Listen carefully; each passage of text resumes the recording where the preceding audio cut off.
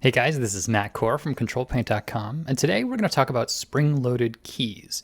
Now, this is not to be confused with my mechanical keyboard, which you maybe sometimes hear in the background that has physically spring-loaded keys.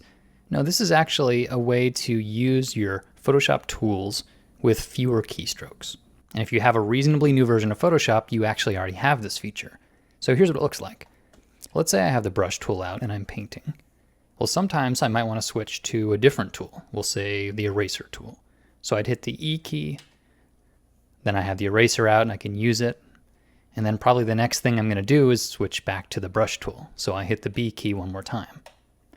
Well, when you bring in the spring-loaded key feature, what you get is just a temporary tool switch. So here, let me show. I am using the brush tool. And then if I want to switch to the eraser, I hold down the E key and then don't let go. So now I'm holding down E, I'm using my stylus, and then as soon as I let go of E, I'm back on my brush tool.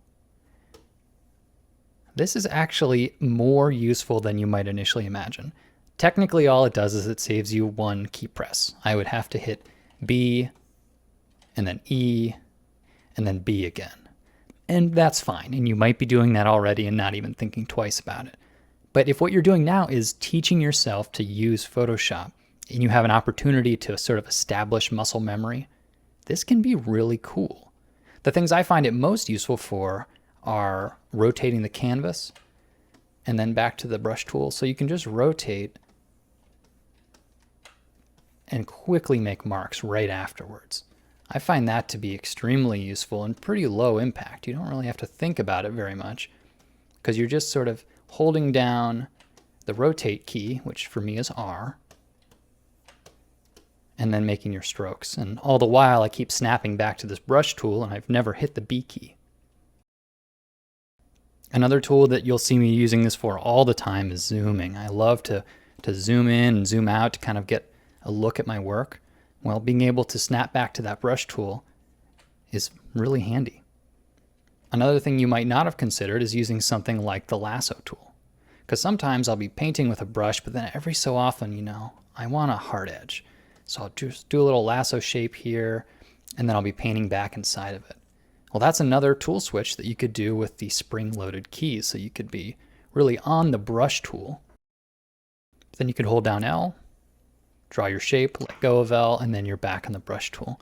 So this is very subtly different than what you're already doing, and it might not seem like a substantial change, but it's really kind of a neat feature. What it does, in my opinion, is changes the way the software feels.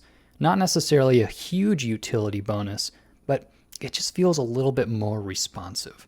And it's going to be one of those things that you have to sort of train yourself to get used to. But once you do, you might not want to go back. So this works for any of the tools in Photoshop. They just have to have a keyboard shortcut bound to them. And these keys are all just individual letter keys. So you might, for instance, have L for the lasso, M for the marquee, and you could just switch between them with the spring-loaded option. So it's not for everybody, but you should definitely give it a try because, in my opinion, I think it feels pretty cool. So have fun using your spring-loaded keys, and thanks for coming to the site, guys.